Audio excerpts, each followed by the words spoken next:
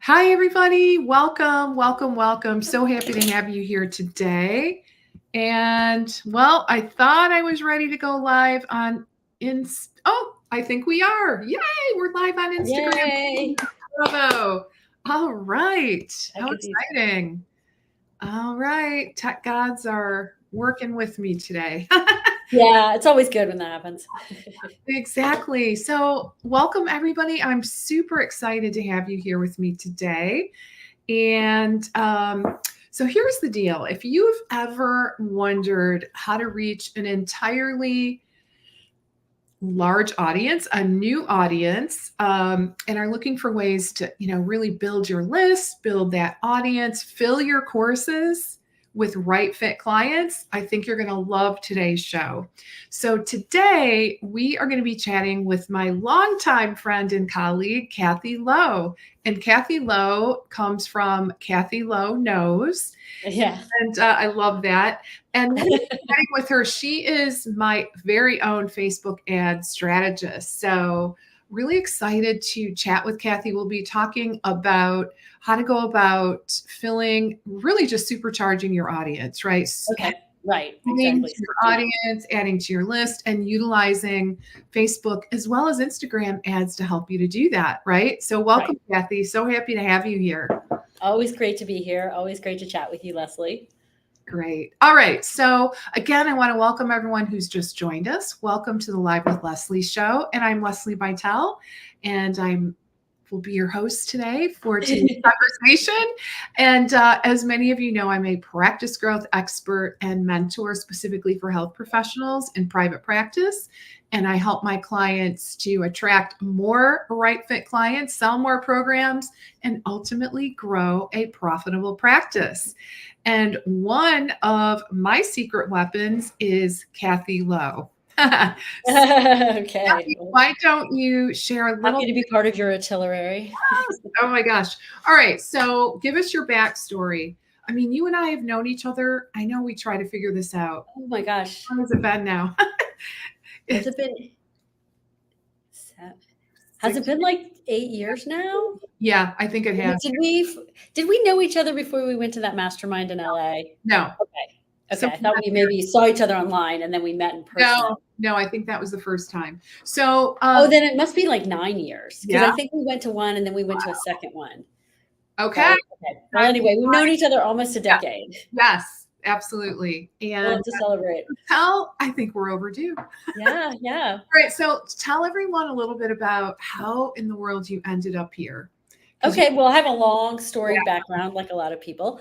So I was always super creative, but my parents pushed me into academics, like many families.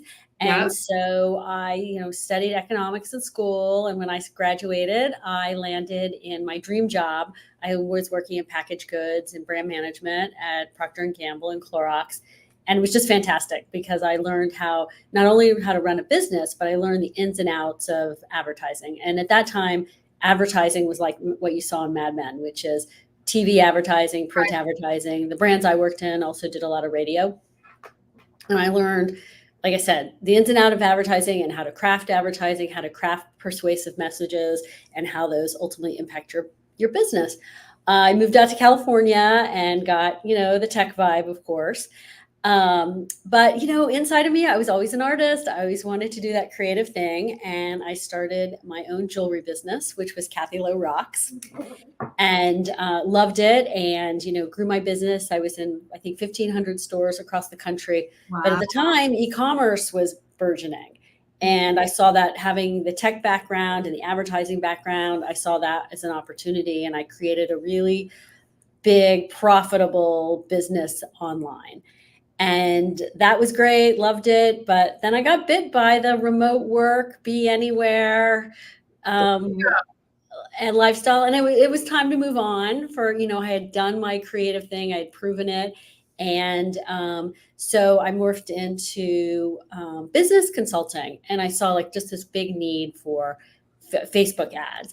And I had been an early user of Google ads for my business, as well as I was probably I think I was one of the first advertisers on Facebook, honestly. And so there was a big need for Facebook ads. And I love Facebook ads because the difference because there's just it's just a great way for a small business to grow their business, and because Facebook knows so much about you, they have incredible targeting capabilities, and it's a great way to grow awareness among a population that may not even know about your product or have a problem that they're aware of. And so from there, I've grown my business, helping other entrepreneurs and small businesses and solopreneurs grow their business with Facebook ads. Amazing. So that's the story. Yeah, so you do that full time now. I do it oh yeah, more than full time. More than full time. I love it. Amazing. It's my passion. I love working with people who have a vision, and it's so great in these times that you can have an idea and within a couple weeks have it out there and have clients and make sales. So yep. It's pretty awesome. Yeah. It's really, I never would have imagined at the beginning of my career I could have something like this, but it's exactly what I wanted. I mean, it just suits my personality and my lifestyle. And I have a real passion for advertising and messaging and marketing. So yeah, you're amazing at it. All right. Thank you. How do Facebook ads then compare to other platforms? Well, it's a really good question. And so, the big difference, I think in terms of like online platforms, the big difference between like Facebook, and when we say Facebook, we mean Facebook and Instagram because they own those, versus something like Google. So Google, what happens is that Google knows what you're interested in by what someone's searching for. So, we like to say that's bottom of the funnel, or it's really close to the purchase. So like when you've decided that you want to buy a new car, or you're looking for a new exercise regime, or you're interested in a recipe, you go and you type your keyword in. But what makes Facebook different is that, so then that's how Google finds you. I mean, but how Facebook finds you is they just know all this information about you because you've created a profile, you've interacted with your friends, you've posted photos of where you go, and they're probably machine learning. You post pictures of foods you like and what you write. I mean, they really have an incredible information. They do. So then when you create an ad, when you're creating an advertising campaign and you want people who are interested in travel, or people who are interested in Aruba even, right? Or people that may be interested in, diabetes, right? They probably know. Facebook has a really good sense of who you are. And so it's a great platform to create awareness on, because you can find people who may not even know that they have an issue, a problem, a desire. And then certainly it's great for the end of purchase, where people are about to purchase too, because Facebook probably likely knows like who you are, where you are in that cycle too. Okay. So the targeting is really... The targeting is huge. I think the sophistication of the algorithm. So it's the difference in the kind of individual that you're looking for. But also I think Facebook is just how, like when you compare it maybe to Pinterest or LinkedIn, just their targeting is so sophisticated. And I think they've done incredible strides in machine learning to understand who's on it and what they're most likely to do. And because everybody puts their pixel on their websites, right. Facebook also knows, like, once you leave their site, what you're doing. So then they can predict people who will purchase, people who will add something to a cart, people who will sign up for something. So they have great predictive powers too. Okay. And I think, it is by and large the largest, for now, the biggest social platform out there now. So. Right. Okay. Interesting. So, yeah. And you did mention something kind of interesting, and that like comparing it to, for example, LinkedIn. Yeah. Yeah. And so we have tried to do advertising on LinkedIn, right? Right. And I recall you just mentioning, for some reason, it's just hard to, find the audience. Yeah. I think LinkedIn's another great platform, and it's really good for if you're looking for people who have certain job titles or to some degree in industry, but their industry definitions are really broad. But if you're really looking for someone who's like VP of content or VP of business development, I worked with a solar company. They wanted people who did like development in solar companies, and that worked really well. Okay. but the caveat is LinkedIn can be really expensive Okay. relative to other platforms. But LinkedIn, yeah, is a decent platform and always worth testing. But in terms of just the sheer numbers, and again, it depends on your target. Right. Okay. So a lot of times people feel like they need to pick between, Facebook ads versus Google ads. Yeah. Can you talk a little bit, speak to, maybe some considerations, the differences? Yeah. I mean, it's a great question. I mean, Google has obviously they were the first, I think, online digital platform. I mean, the big difference is what you're trying to accomplish. Okay. Whereas like Google, they base it primarily on keywords. I think they have a little bit of understanding of who the audience is because, right? I mean, they know everything you're searching for. Yeah, they do. They must build profiles of people. So it's generally people at the end.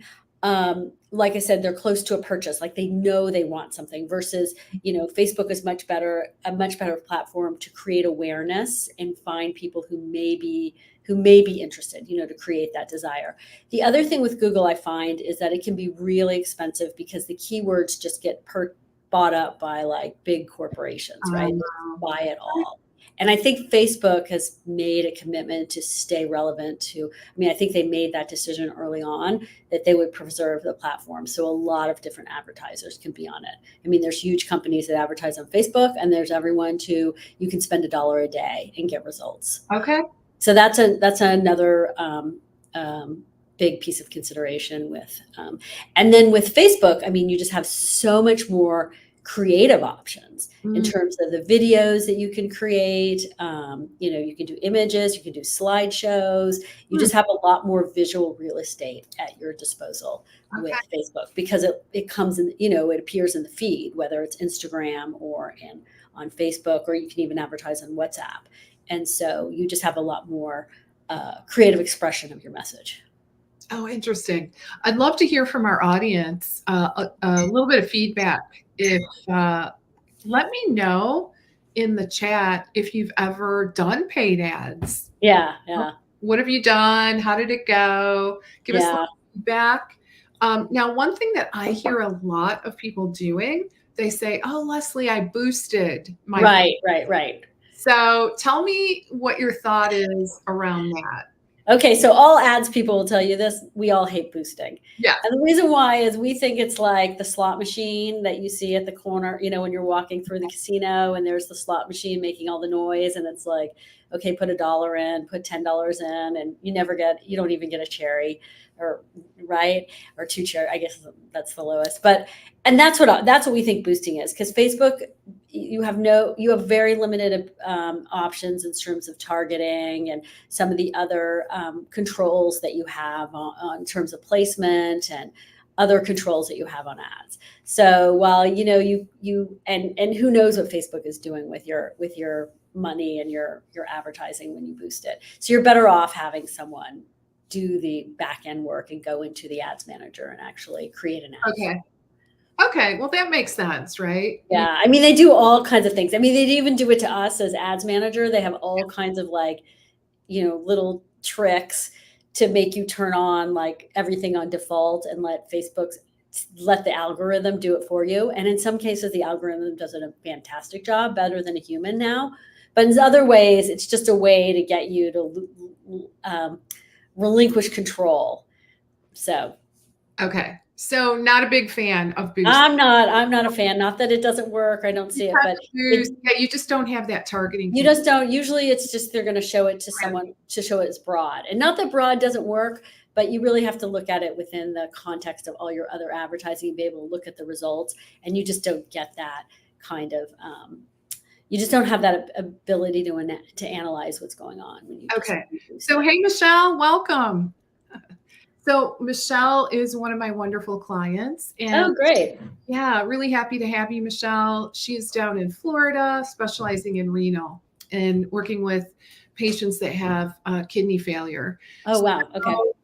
Yeah, and I know that Michelle has been working with someone on Google Ads. Okay. And hey, Michelle, good to see you. So happy to have you here with me today.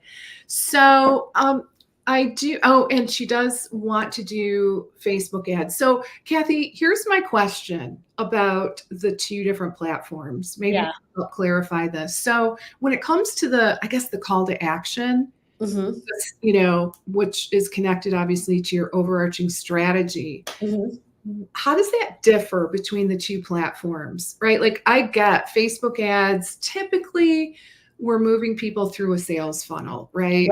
Typically, I know the way we do it, and obviously you're very instrumental in that process in my business, is we're promoting something that's free for the most part, That's where we start kind of at the top. Yeah, exactly. How would that differ on a Google ad, right? Do you have a sense? I know you don't really do Google. Yeah, I haven't done them in a while. I mean, one thing, and you bring up Michelle as an example, and I don't know what her strategy is, but Google ads can be really effective for local advertising too. Oh, right. It's something you just, because apparently the keywords just don't get bought out as much on a local level. But again, also, I always tell people you have to test it, right? Everyone's different. So these are just kind of general guidelines. I mean, I think for Google, I think you're just much more, you're closer to like the purchase.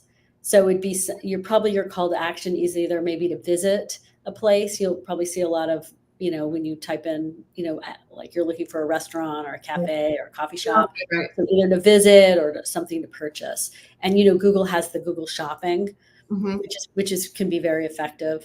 Okay. Yeah, I do know that, because I've been on some of these calls with the Google ad strategist, and it truly is based on, you have to pick your geography, right? Right. Yeah. Facebook ads, you can do the whole US, and you can base it on geography though, right? Like if you, I mean, you can get as close as, I think the smallest you can get is like a mile. So I used to do, I have a client who's a jewelry designer, and she had a studio in San Francisco, or she had it was a studio, but it was open to the public. And we would do, when she would do events, we would do ads for people within a mile radius. Okay. Yeah. So you can do that on Facebook. Yeah, you can do it, but you can easily, generally most of my clients are targeting the US, sometimes Canada, but I have a few clients I work with that do local geographic targeting. Okay. Well, Michelle, let us know if you have questions or are curious about where to start in terms of doing your ads. Now, the other thing that I do want to point out is that you can, obviously Instagram and Facebook are, they're a joint entity. Exactly. So can you, on the back end, I know this is kind of a rhetorical question, but I'll ask it anyway for our audience's benefit. Can you kind of divvy up your ad spend on the back end? Yes, absolutely. So you can choose dollars to each platform. Yeah, so you can choose, they call them placements. So you can choose where your ad goes. So if you want to have it only on Facebook, if you only want to have it on Instagram, if you only want to have it on Instagram Reels or Stories or the Instagram feed, I mean, you can get really granular. Facebook's, direction is that they prefer you to just put it everywhere and let them decide where they can find your target. And to some degree, I think that's true. So, but again, it's always back to testing. I get a lot of clients who are like, oh, my client is only on Instagram. I only want to be on Instagram. And that's fine. We can do that.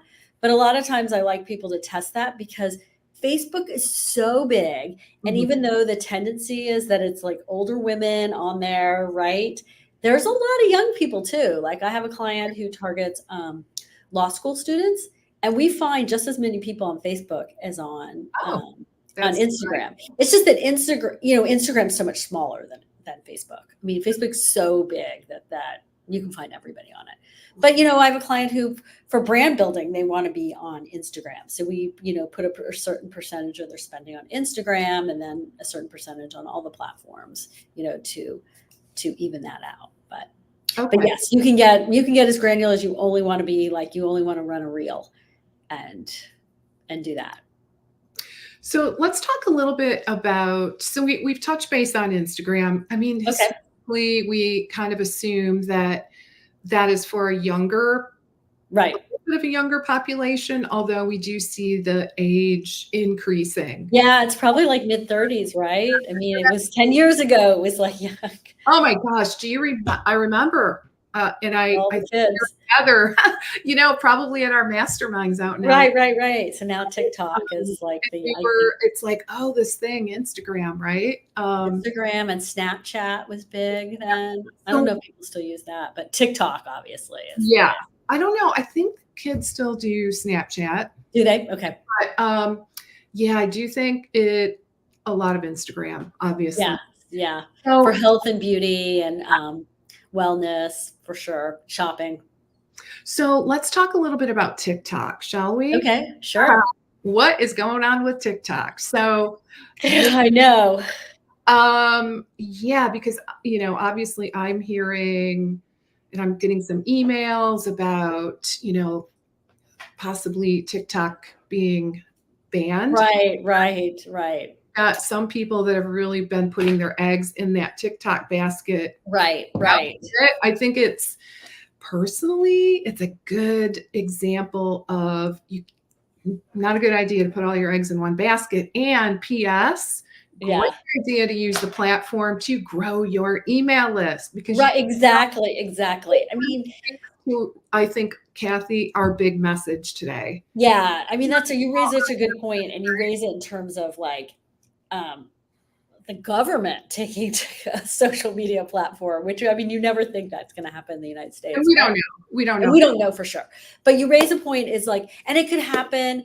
That's the danger you have on any platform, It is. whether you're on Instagram, Facebook, LinkedIn, is the rug could be pulled out from under you, and there's like little that, and I mean, I don't want to be a scaremonger, but there's little you can do, right? And so that's why Leslie and I are always like email plus Instagram, email plus Facebook, email plus TikTok, right? Because you have your people on your list, and if for whatever reason you can't reach them anymore, then you set up shop somewhere else. Yeah. And it could be like, Snapchat is like, let's say you picked email plus Snapchat, and Snapchat has really declined, I think, in the past Yeah, I think so. 10 years or so, or since they were like the big new thing on the block. And so you could then have decided, hey, not as many people want to go over there. I'm not getting as many organic growth, and I want to move to Pinterest. Then, right, you can tell everyone, you can have a reason. Or let's say for whatever, like you get kicked off Instagram, which can happen, and you can't get back on, then you're able to communicate with your message through email, to your audience with email. The other important thing is that, with these platforms, you never know, and might mean like Instagram. So you post on Instagram and you don't know what percentage of your audience sees it. And even if you do a pave and you run ads, you still don't know what percentage of your audience sees it. Whereas with email, in theory, you're going to get 100% penetration. You send that message to everyone. Now, whether it gets clogged in their spam filters, et cetera, but at least like you have that ability to send it. You do. Yeah. And I just want to say a quick hello to Rakshana. And so I'm curious, are you wanting to target in your area because you have a brick and mortar practice? Yeah. Probably.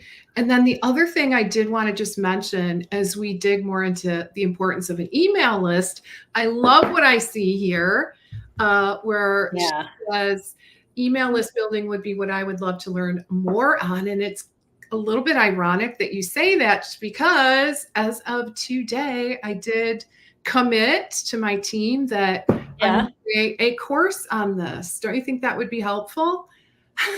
Yeah, it's super important, especially because I talk so much about helping my clients to create a leveraged practice. Right. That's the fundamental. Let's be honest, it really is about growing that email list so that when you go to fill your program, you've got people waiting with bated breath, Right. right? That's the whole Right. yeah. Yay. All right. So, all right, guys, I'm putting it out there. I'm committing. I'm going to make that happen. All right. Be on the lookout. You know how it is when you put it out there, Exactly. Exactly. Totally. right? So I'm Right. going to move that up the list of priorities. Awesome. So thanks for that extra inspiration. I appreciate that. Okay. So, all right. So anything else we want to add about TikTok or, Instagram, or do we want to move on to? Yeah, and just with that fear, like, is TikTok going to be around? I mean, my recommendation is just like if TikTok's your place and you're doing well with it, Yeah. like keep moving. Don't let these. I Yeah. mean, just keep moving with it, knowing there's always a risk, and always have your plan B, which Yeah. we recommend to be email for now. And if there is the case that TikTok isn't available or for whatever reason you can't access it, then start building your plan. But don't let the like clouds of fear No. change you. And same with like I was talking to a client earlier who wanted to do some like crazy things because something could happen, and it's like, don't worry about it. Like, just move your business forward, go 100%. But I will, like we said, like you've got to build your email list, and have an organic social media platform, and then use that platform to build your list. I think that's the You know what I mean? You get that following on Instagram, and like always be promoting your freebies, your master classes, your webinars. platform to your email list. Exactly. Guys, you own your email list. Exactly. Super important. All right. So let's move into a conversation, Kathy, about Okay. what if, and I'm sure we probably have folks on the line today Yeah. who have tried Facebook ads, but they say doesn't work. Yeah. I mean, It doesn't work. So first of all, what do we think how are we making that judgment? Is it based on I didn't get any clients? I didn't, how are we analyzing the data? I guess. yeah. And it's a great question when people come to me, they're like, "Oh, I tried ads, they didn't work." And what my ongoing perception is, well, advertising works. It's just how is it executed? So, Okay. and like as much as I love Facebook and Instagram, it may not, your clients just may not be there. But let's assuming that they are there. Then what we want to look at is, it depends what your goals are. Like, for instance, if we're trying to build an email list, we're looking at the number of leads or the number of opt-ins that come in from that ad. We could also be looking like, Facebook's a great way to create awareness. And so we may be using videos and images. And so there we would look at like the number of clicks that we get on the ad or the percentage of a video that's viewed. And then, when you're selling, you're looking at if you have that targeting or that tracking in place, the number of people who added to cart, the number of people who initiated a checkout, the number of people who purchased. Okay. Right. So, all right. So in most cases, at least like with my clients that are working with you, and I know certainly for myself, we are creating a sales funnel. And the first step with the ad, and this is super important in my opinion for everyone to be clear on, is that we're generally speaking moving people into something free. Exactly.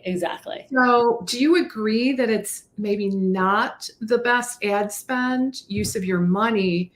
I mean, I suppose there's some caveats, right? Like if it's let me finish what I was going to say. So versus something like trying to sell your paid course. Yeah. I mean, I think,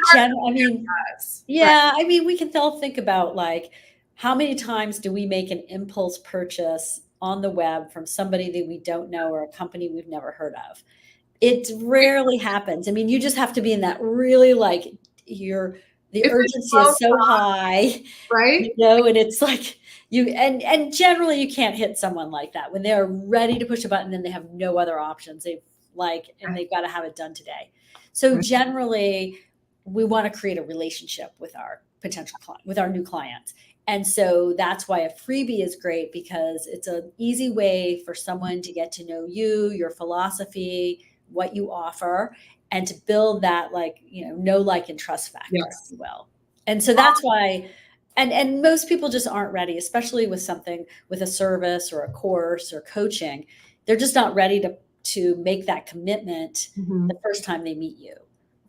Right. Exactly. Right. And sometimes they don't even know they need it. That's what I think is so great about Facebook ads, is that, people may not even know that they need the type of, the coaching you offer, the service that you offer, until you introduce that to them and give them and paint a picture of what's possible. And so when somebody opts into your email list, you have the opportunity to do that. Okay. So, all right. So back to looking at people that may come back to you and say, I tried Facebook ads, they don't work. Yeah. So it sounds like there's many variables to look at, including how are you measuring it doesn't work, right? Right. And also, what did you do? Like, for instance, I've just started working with it. It's like, also it's who did the ads. Facebook ads can actually be really complicated and really tedious. And that's why I do a lot of work for people. I mean, I have really smart clients, but they just don't have the time Right. to learn it and then to stay updated with it. Because if you've ever been on the back end of Facebook ads, you know that they change all the time. And like I said, there's all these kind of little tricks to get you to, like, relinquish control in areas that you may need to relinquish or may not. Mm-hmm. And so that's another issue. So, I mean, like I said, everything's always a test. And a lot of times people just unfortunately don't have a very good test to start with, because the platform may be complicated, or maybe they worked with someone who didn't know what they were doing. I mean, so. Okay. But sometimes, you know what, and sometimes they just don't. Sometimes the other thing is, sometimes it can just be expensive. Like, your audience could just be a very competitive audience, Mm-hmm. and it can just cost more.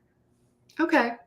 So what would you say is for people that are listening today that are like, I'm intrigued?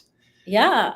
I mean, like I said, I always encourage people to experiment with Facebook ads and to at least give it, especially with email list. I mean, I believe every business should be building an email list. Mhm. And so I'm available if people want to have a consult with me. I can talk to them about their business and give them some insight based on what their goals are, what their objectives are, and who they're trying to target.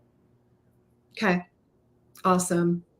And we'll share Kathy's contact information for everyone. Yeah. You can go to my website, and all my information. Kathy Lowe knows. Yes, that's me. Kathy Lowe knows. So it's Kathy Lowe Rocks, so it's jewelry, and now that's Kathy the Lowe evolution of that. And, I know ads. So. All right. I love that. What questions do you guys have, people listening today, about utilizing actually both Facebook and Instagram ads? Yeah. I mean, they're both. One thing I did hear you say that is kind of intriguing is you mentioned that you can get results with $1 a day. I mean, it depends. That's a little bit of a stretch. But if you're just like $5 a day is reasonable. $5. I mean, it depends how much. I mean, I have clients who get leads for 50 cents. And I have clients who get leads for $125. Really. But if you're another really good use of Facebook ads, and you're probably right. If you're probably minimum spend, if it's probably $5 a day to get you some traction, if you're doing list building or you're doing awareness. Sometimes what people do is they'll run like an introductory video talking about who they are, what they do, and that could be a good way to warm up people. I mean, it's not as good as having someone on their list, because Facebook owns that audience, but nonetheless, it's a way to kind of communicate who you are, what you do. Okay. I know what I wanted to ask you about. Okay, so there's a couple different kinds of ads, right? There's the kind where and I'm thinking specifically where the call to action is, hey, do you want to grab my or sign up for my guide or my recorded masterclass is a great freebie. Something like that, right? Yeah. Okay, so can you speak to the difference? I know there's two different kinds, right? Like click here and the person is taken off of the Facebook platform Oh, right, right. onto Yeah, yeah. a landing page that like someone like myself would have created. Right, right. Alternatively, there's the kind of ad where you just populate your You name stay in the platform. inside of Facebook. Yeah. And generally, and tell me the name of that. So they're called lead ads. Okay, lead ads. Got And it. Facebook has them. You can do them on Instagram, and actually LinkedIn has them Okay. also. It's But easy, right? You just yeah, just I love them for, so what it is that generally just when you're trying to capture email addresses from an ad, you have a compelling offer on your ad, someone clicks on it, and they get taken to a landing page. On the landing page, you repeat what has been, the offer, right. simple. And then somebody fills in their name, email, and they go to a thank you page. Okay. Now, for some people, there's a couple things that can be really arduous to set up the tech, set up those landing pages. The landing pages may not always convert. And there's also a situation where you're not even sure what offer will work. And so Facebook has this really great ad unit, if you will, where somebody can fill out, they can learn about what the offer is. And then when they click like they're interested, the name and email field pops up in the ad and Facebook collects it for you. Okay. And there's so many great. One is that you don't have to have the time and expense of building landing pages. Mhm. The second is that you don't, I mean, really that's and then it can convert better because somebody's in the platform, it's smaller. Mhm. So sometimes, if somebody's landing page isn't converting, I want to see, well, is it the offer? So I do these lead ads to see what the conversion is. Okay, this is working. Now we can take those learnings and build out your landing pages. Or I have clients who are just like, okay, this is fine. This is working. I don't have time. I don't have the money. Let's just keep Build doing out a landing page. Yeah, exactly. Okay. And then the disadvantages is you can't have an upsell on the thank you page as easily. Okay. But it's a great way to let's get, for somebody who comes to me is like, oh my God, I'm like so behind. I want to start yesterday. Yeah. I'll get them started on lead ads, and then we'll later migrate to. All right. So I know there's also a downside. Yeah, like anything, there's a downside. Well, the downside is that sometimes it's too easy to opt in. And then the question is, does it impact the quality of your lead? It can. One way I combat that is we ask a question or two. Like? Have you, for instance, what if it's a weight loss program, what have you tried before to lose weight? Okay. Have you ever done business coaching before? Just a question that you would want to know about your audience. Okay. And then, so I assume you can then download this on the back. Exactly. So you can, that's a great question. So you can capture the information. It's usually the name and email and like this question, if you want to do that. Okay. So you can download it directly in Facebook, and you can have it automated. So for instance, you can use Zapier, which is a tool that connects software. So that you can have it so that it automatically downloads from Facebook into ConvertKit or MailChimp or whatever you use for your Flowdesk for your CRM. Okay. Your email list provider. So yeah, super it makes it really a simple process. All right. Let's talk a little bit about funnels. Yeah. All right. Michelle's question. Okay. So this is Michelle, and I don't know if you two know each other. I think you might have, but nonetheless, this is a really, really common question as well. Yeah. I have lots of clients who they want to make passive income. Right. Who doesn't want to make money in their sleep? Sign me up. Yeah, exactly. And it's a great option. It's just once you get your funnel nailed, right, it gets pretty. It's a great thing. Right. It's just how to make that funnel work. So let's talk a little bit about how we can do this utilizing Facebook ads. So I think Michelle brings up a great point. So would she then do Facebook ads to promote like a free pre-recorded webinar? Right? Right. How do you feel about pre-recorded versus live? Is there any big difference when it comes to ads? I mean, not in terms of ads, but what I do find is that the people who spend the energy doing the live webinar, they just get better at it. So like you do live webinar, no one shows up, or maybe just a few people show up and you learn how to deal with those emotions. Yeah. And then you also learn how to sell on that webinar. Oh, yeah. So yeah, I mean, and it's hard to do them live, but if you commit to it and do it, you really learn how to I'm a huge fan of build. live Yeah. myself, right? Like I think pretty much everything I do is live. Yeah. For a variety of, okay. So Michelle, But a recorded webinar is fine. Like as a freebie, I think it's a great freebie. People opt in, they like it, and then to use it to promote a mini course, I think is a great option too. okay. But what I have to say is like, you just have to test it.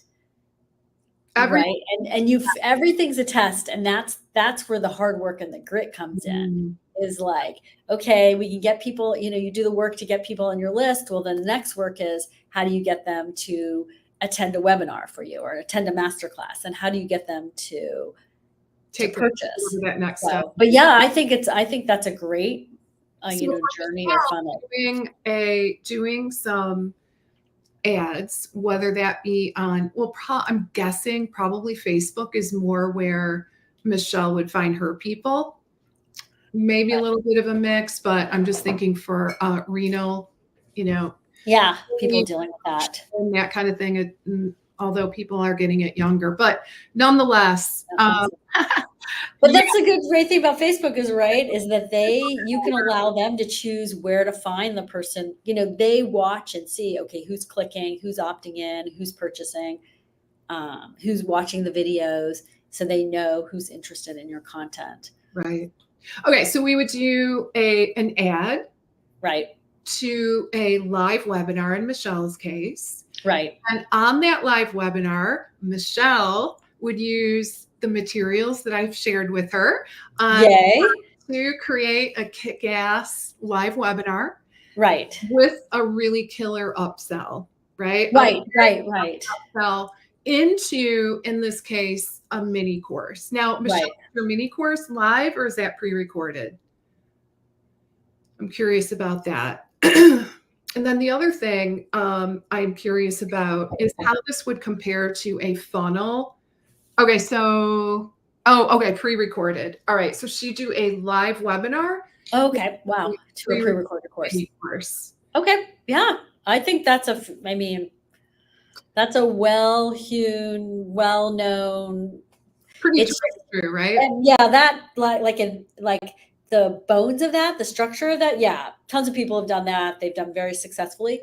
It's each piece of the execution, the ad itself, the landing pages, the webinar, the pitch on the webinar, the name of your course, the price, all those pieces you work out. But yeah, I think that's exactly what ads are for. So, all right. So kind of thinking through those steps. All right. So we get them into the webinar, right? Yeah. And we pitch.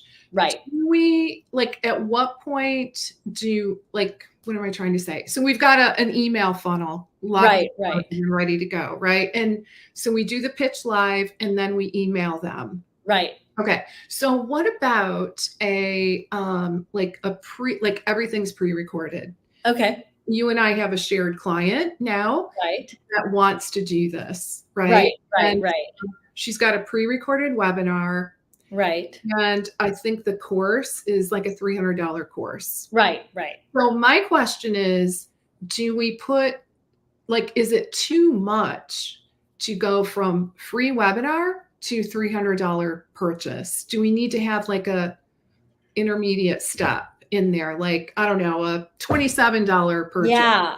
I mean, it's a great question. I mean, if I was just going to guess, I'd say, it's always easier to get someone to buy something that's less expensive than in general.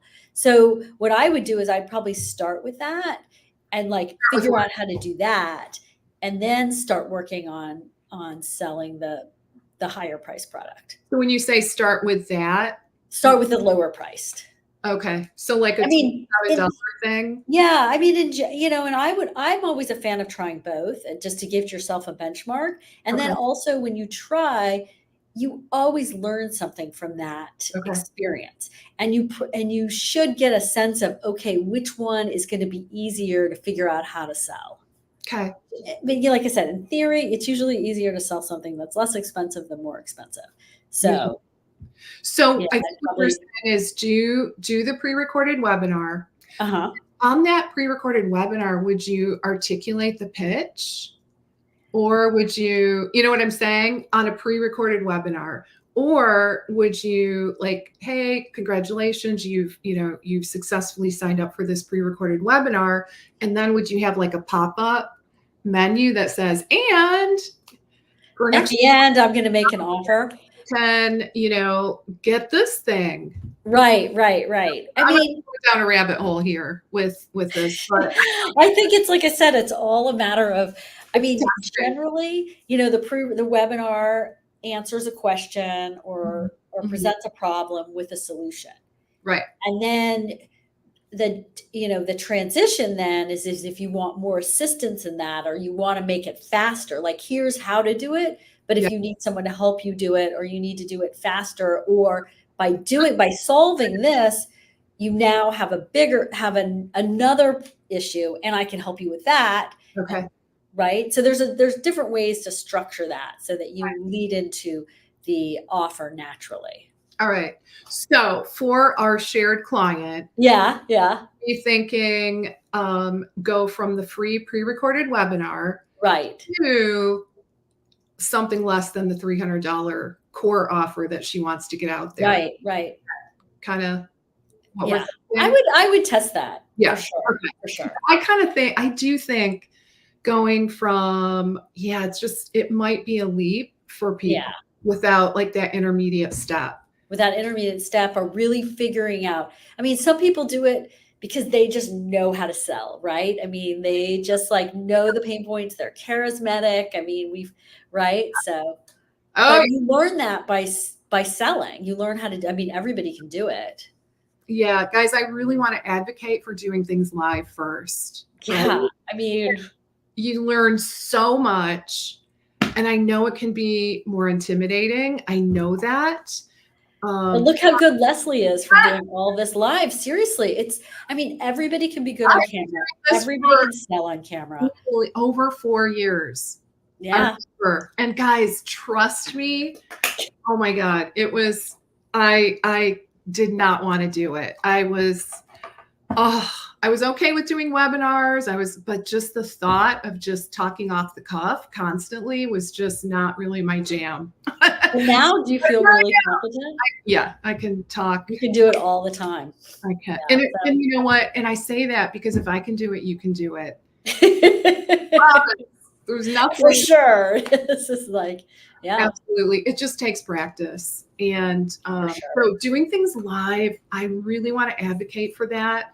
Right. We have lots of people, and granted, there's nothing wrong with wanting to pre-record. Right. The thing that I see, and just and I see really, really smart people doing this, making this mistake, is spending, the better part of a year creating this course, pre-recording all the modules, everything is right. And when they put it out there and they go, oops, it doesn't sell. Right.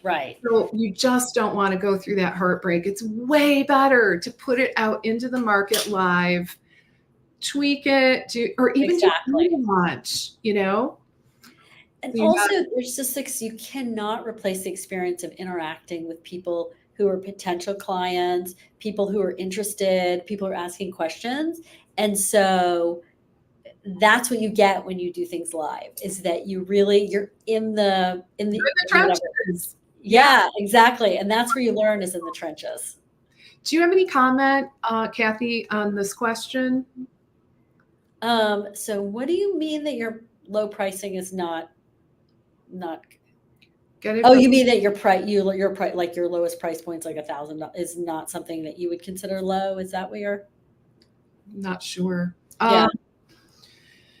When it comes to a sales. Oh, I think maybe she hears that don't do low. Oh, okay. Oh, right. Okay, got it. But you should price high. Every person, it's just like every person's going to have a different opinion. And I think you really have to trust your one, always test, Yeah. right? Like Leslie and I here, we're like, well, this person should do a 27 versus 327. I mean, first of all, Leslie has like intimate knowledge of this individual and her market and her marketing, what she's done. So that's a little bit different. And also, you always need to test because some people think $3,000 is low, right? So It is really relative. yeah, exactly. So you always want to be testing and testing what works for you and what feels comfortable for you to sell too. Sometimes people want to start out with a lower price point because it's easier for you to sell it. You get that confidence, you move up, you sell something more expensive. So there's no right answer, unfortunately. Yeah. Also, don't get caught in that paralysis. I think so-and-so said this is too high. What I was trying to ascertain, kind of thinking out loud today, is so really what we're talking about here are more automated sales funnels, right? And I think that is a little bit different as compared to people that are reaching out to you directly and inquiring about your services. Oh, absolutely. Absolutely. So the big caveat here is if you are talking with someone, I think you can charge a lot more. Oh yeah, and you should. I mean, that's what they want, right? You're spending the time and you're consulting with them, and that's probably your one-on-one package or your group package. And that's in contrast to what we're talking about here, which is, kind of more automated sales funnels. Right. Chances are there's not like an actual verbal conversation in that. Right. Absolutely. What is like, kind of what is that sweet spot in terms of, because ultimately this client that Kathy and I are talking about, she's got a course. It's amazing. And it's like a $300 course, which is high. But the question is, how can we automate that funnel where she can just even make money, right? Right, exactly. So we need that intermediate step, kind of that low price step. And guys, the rationale is always to develop that know, like, and trust, right? Right, absolutely, yeah. So that's really kind of the core question. And there's many different ways to look at it. I think the key takeaway is to test. Yeah, you absolutely have to. And with this client, we may find that it's probably just her. Well, we'll test her way to that price. Absolutely. Okay. Awesome. All right, guys. So time flies, Kathy. Yeah. Oh my gosh. It's been almost an hour. Thank you long. We've caught up and had a chance to do this. So, all right, guys. So we are about out of time.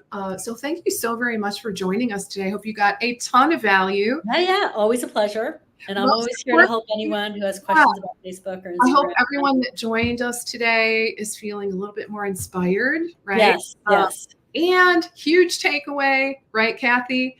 Grow your email. Yeah, absolutely. And you like a broken record example of TikTok. It always should be like, growing your email list on your annual goal sheet, right? Like, because you own that list and you can take it wherever you want. And inside a business, that really is one of your most important assets. So absolutely, make sure you're focused on that. Use social media to get, of course, to grow your audience, but ultimately you want to get them on your list. So, right. All right, Kathy. Okay. I have to meet up great day. One of these days soon. Yeah, let's do it. All right, guys. So listen, thanks again for joining. Hope you have an awesome rest of your day, a good weekend, and I will see you next Thursday. I'm so excited that we figured out finally we can live stream on Instagram as well. Woohoo! So that's a huge forward. StreamYard just added that feature. Oh, okay. So it's pretty new. Yeah, it's pretty new. It took us a couple tries to, of course, they don't make it easy, right? Right, no. But we got that nailed. So we will be live streaming not only all over Facebook, LinkedIn, YouTube, but also Instagram. Oh, wow. Okay, I love it. All right, guys. So look forward to seeing you all next week. Take care for now. Okay. Bye. Have a great day. Talk to you guys later. Thanks. Bye.